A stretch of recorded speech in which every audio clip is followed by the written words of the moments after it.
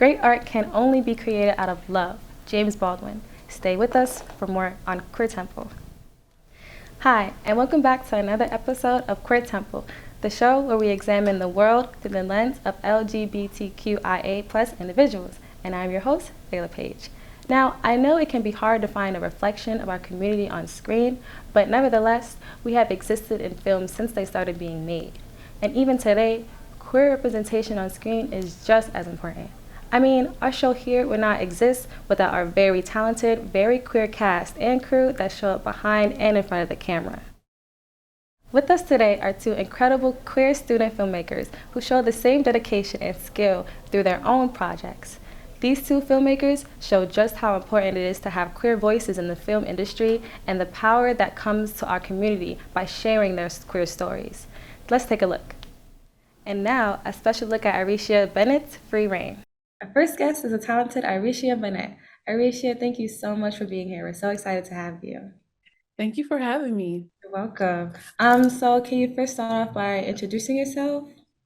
Yeah, so I am Ireashia Bennett. I am a storyteller and filmmaker, originally from PG County, Maryland. But I went to school at Columbia College in Chicago, for journalism. Okay, that's what Um, we do too. yeah, Yeah. so after journalism, I kind of like did life and stuff and kind of like went from traditional journalism into filmmaking and experimental art and media studies. And so, yeah, I've done a lot of things in a lot of different ways, but the core of my work is always centering voices and experiences of marginalized, doubly or multiply marginalized people. So, disabled folks, elderly folks, queer folks, trans, disabled experiences are like my priority, my Yeah. work. That sounds amazing though. Could you give us a brief synopsis of your project and what is it called and what it's about? Yeah, so Free Reign is this experimental documentary film centering on like the intricacies of Black queer love. So it's taking the shape of like a visual collage aesthetic. I really wanted to look at um or hear from Black queer people who are kind of distancing themselves or unlearning heteronormativity in the way that they love and how they love each other and themselves. Um, and I also wanted to think about the representation of Black queer love that we have. Like, for example, The Color Purple was my first, Black queer representation moment. So yeah, just kind of like being in conversation between like Black people in film, Black queer people in film, also like our actual experiences Mhm. with love. Yeah. Why do you feel like the topic of Black love, especially Black queer love, and like the instances and the situations that we go through, why do you feel like everything that you depicted in your film, why you think that that's relevant to talk about and necessary to talk about today? Yeah, that's a great question. I think that from my community in Chicago, like we are, I don't know, I feel like our love is so deep because we are courageous with not um regurgitating the same like harmful narratives and the harmful behaviors that we were taught or socialized to do, like Like a gaslighting generational or curse. yeah, Mhm. right. And I think that for me and my own personal experience, being queer has helped me to break away from a lot of like the stuff in my family, like because I'm not worried about a man, like I'm able to Right. really exist as myself and really learn about myself. And I couldn't do that without the support of my community. So I think that our ways, Black queer people's ways of building community is very special. um and I just want to share that and like celebrate that, um not in a way to like translate our experiences to straight people, but Right. just to like exist and to celebrate our complexity.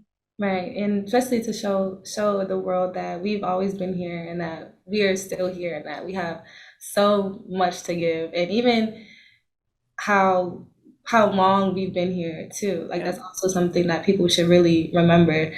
But was there any, while making this film, was there any hesitation or any nervousness when it was planning to get out, or was it just like I know what I want to do, I want to get this out, I want to have people see this because it means a lot to me?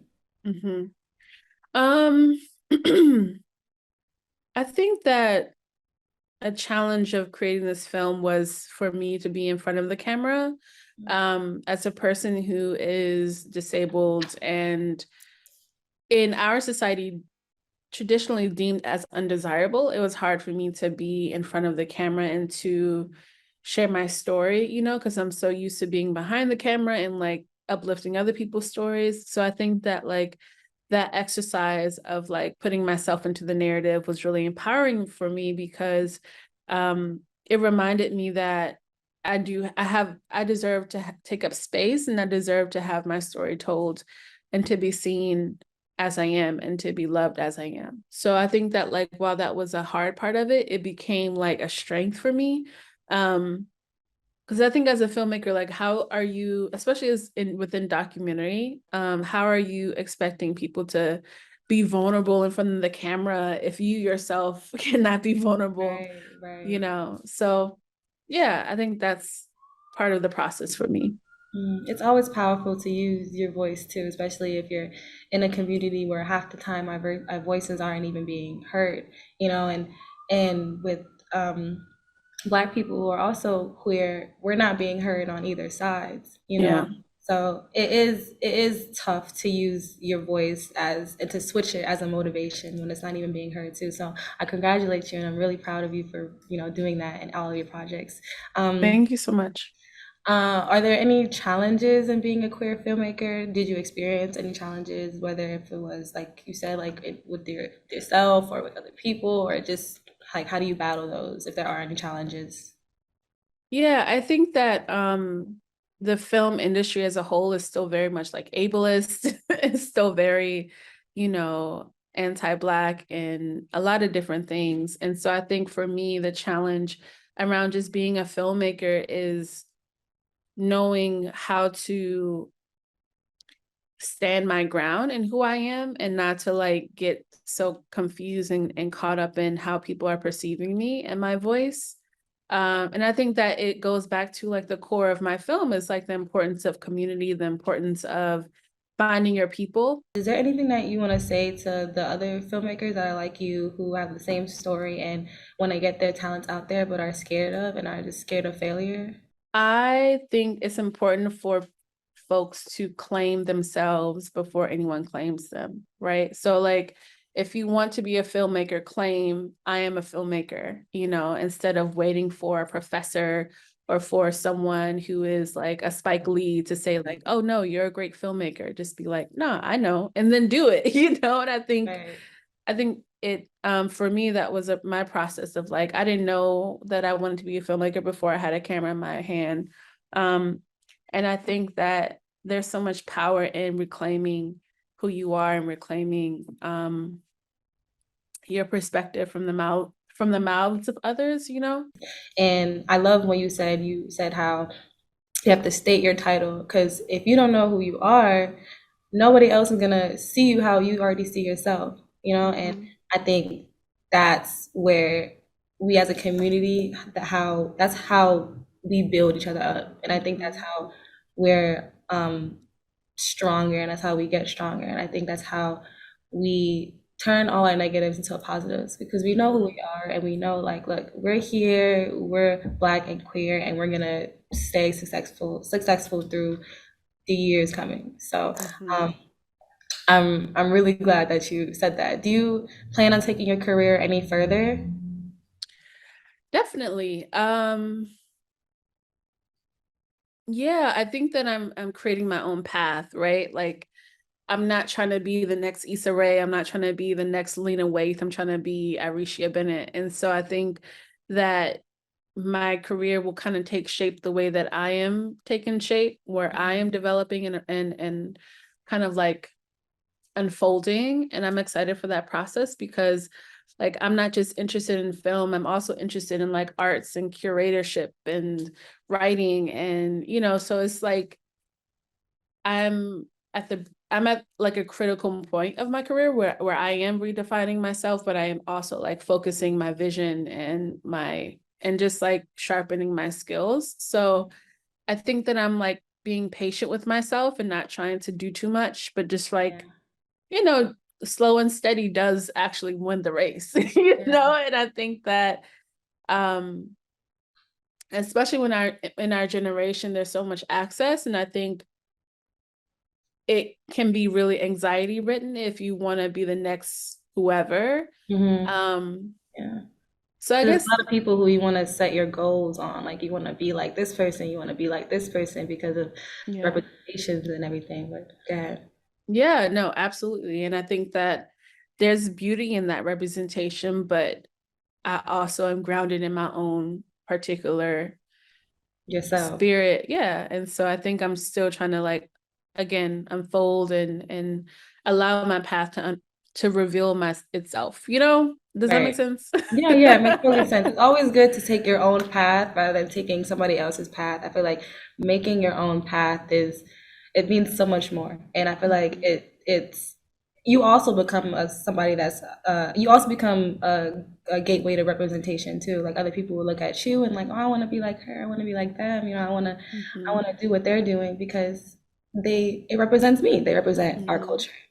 So I Yeah. love that. I love that about you. I love how you're doing. I love everything you're doing. So Thank you. I also think that it's really important for us to like truly lift each other up instead of trying to like be in competition with each other. Like in Chicago, a lot of the film industry or the filmmakers are like building communities and collectives. Like that's kind of like what I'm rooted in. Like I'm never going to like try to overtake someone. I'm gonna be like, okay, how can we support each other, right? And I think that that's antithetical to how the film industry is, because it's a very like scarcity minded type mhm. of environment. And so I think there are just other ways of existing in the film industry, and I'm excited to see that happen and be a part Yeah. of it. Yeah, well, I'm excited for you. But thank you so much for your time. We run out of time, but you Okay. answered all these questions beautifully, and I look Thank you. forward to actually having you on the show again. So I hope to see you soon. Thank you so much. Ireashia, thank you so much for being here and sharing your art and your experience with us. Don't forget to check out their film Free Reign, and we'll be back after the break. Now, a quick look at Harry Fuertes' film, Michelle San Luis. Please welcome filmmaker Harry Fuertes. How are you today? I'm doing well. Can you start off by introducing yourself, your pronouns, your year? My name is Harry Fuertes. I go by he, him pronouns, and I'm a senior BFA major. Um, and today I'll be representing Michelle Sans Louise. Now, tell us a little bit more about that project. And does the title mean anything? I guess to put it like simply, I describe the film as like an emotional, dreamlike labyrinth about two women, where they are, where they've been, and where they're going. The titles has kind of gone through some different iterations. It started as Michelle and Louise, but then as the story kind of developed, I think it'd be a good hint to give the audience like, Michelle sans Louise, sans meaning without in French. So Michelle without Louise. So I think it's essentially gives you a hint as to what this film is about. Right. So I don't want to do any spoilers, but would you say it's like a romance or like, like a heartbreak or just like a story about like queer love? I'd say it's like a mix of both. It weaves between different things.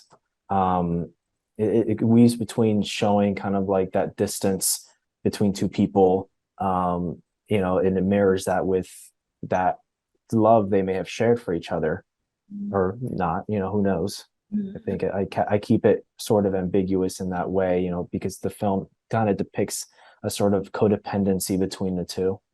Right. Um, so what inspired you to make that story? Originally, the film was seen as it was meant to, it was envisioned as a landlord murder film between two friends. They were kind of scheming. It's supposed to be a very post-COVID, anxious film, lighthearted, humorous, meant to show a dynamic that was fun and fresh. But, went from being like about them scheming about murder to just them hanging out, being with each other. But the more I kind of explored the dialogue between the two, I kind of started noticing something complicated, complex, and this strange, as I say, codependency that felt, real to me. So on top of the tight shooting schedule we were working with and the small crew that I had, um, we found that, I found that I had to keep cutting dialogue, and I found more fair narrative freedom and kind of like this messy stylistic liberation and just kind of going with the flow. We had that foundation and we wanted to hit certain thematic points for each scene, but otherwise, like the finished film, the film's a fluid expression of these two personalities in flux. Right. Um, so it's clear that you use like saturated colors and like lighting in your film. Does that play a huge role in depicting what's happening in the film, or does that just to make it more like lively? Like, and how did you use it in your project? The lighting in this film, done beautifully by Juliet Leos, was mostly conceived on the days of shooting themselves. There were certain visual ideas I wanted for scenes, and we kind of took that and blew it up to like this extravagant proportion. In the film's centerpiece dining room sequence, I wanted to replicate a sunset as kind of a symbolic of their kind of deteriorating relationship, this sort of self-destruction of the illusion Michelle kind of makes for herself. The eviction notice in the beginning of the film hints of a force that clearly wants Michelle gone from this house. And from there, we sort of built this sort of hermetic space where she crafts an entire dreamscape of fractured memories. So the colors create the haziness of Michelle's own delusion, hopefully giving the audience some hints about her state of mind. How important is it for you to have queer actors on your set? I think, in my experience, the complexities of queerness and identity are integral to kind of everything I've made and everything I will make. It's definitely important to have LGBT cast and crew because it makes it easier to relay what you desire from the intended result. Especially when you're working with very intimate stories, focused dynamics that reject the general broadness of, say, that's inherent in cisgender heterosexual stories, things that have been saturated in the market. It's not to say I don't want straight people or cisgender people to not enjoy my films, but in effect, I make my films particularly for people who have those like shared experiences or similar reflections on identity. And it helps to have those voices on my set who, get it. Right. Yeah. To follow up with that question, to you as a filmmaker, do you feel like when you see people in media, you see straight people in media portraying queer people, either in history or just in regular shows? Um, I don't want to be too direct, but like, how do you feel about that? I think, throughout cinematic history, artistic history, there have been plenty of straight people, cisgender people have played LGBT roles, and they have come out with incredibly sensitive portraits of these things, and they have kind of affected the um, how I view the representation. I think there's been great and some all over the place, but at the end of the day, these things have sort of imprinted themselves in the consciousness of an entire generation of queer people. There's a sort of importance to that, whether for better and worse. I think there's value in that for me. I don't, see that and I'm like, ugh. I think even now, while I think there is a certain need for LGBT actors, crew to fill in those roles, it's not sort of this end all be all for me. I Right. think there can be fluidity. Is there anything you want the audience to gain from from this project, or is it just purely for entertainment? some people find it profound and beautiful. Other people just enjoy the visuals. Other people don't get it. They just were like, oh, I thought it was cool, but so it really depends. I found a very vast amount of opinions from the people I've shown it to. So, for me personally, it was sort of this culmination of everything I've learned over the course of a year of taking on filmmaking, going from English major to film. I kind of just took it for me as I'm testing myself. I want to make a film about characters and have like a sort of arc. So depending on whatever people take from it is good for me, helps me learn. Yeah. This is more of a favorite personal question. But what is your favorite piece of queer media? I would say, because I've been asked this before, this is what I said the last time. I said Angels in America, by Tony Kushner. It's a play, but it's also, I've read it, I've seen it on Broadway, but it's also beautifully adapted on HBO with Meryl Streep and Al Pacino. I think it's such a beautiful, encompassing work of art that really tackles the spectrum of how we, you know, perceive ourselves and how society perceives us. It's also very melodramatic and over the top, but it also has moments of subtlety, and I just find it very profound. The last question that I want to ask is there anything that you'd like to say to other queer filmmakers who aspire to be in your position or are like scared to have their project come out? There will always be that fear of not receiving the exposure or the attention that you crave or deserve for your art. I think one of the tenets of being a queer storyteller is that for the most of your life, you felt as if you weren't heard or empathized with. And now that you're given platforms designated for expressing yourself and sharing that, you wish for that validation that you may have been robbed of growing up. I don't expect my films to connect with everyone. I don't have a massive following. I'm at an age where there's a divide between what I grew up with and what younger generation sensibilities are. And I'm at peace with where I am and what I've been able to accomplish despite my past and the limitations. So I say this, let your darkness define you because that distinguishes you. That's not to say let it flood your existence, let it drive your actions, but let it define your stories. It gives you narrative superpowers in a sense. You can feel it, throw it on the canvas and show that to everyone you know.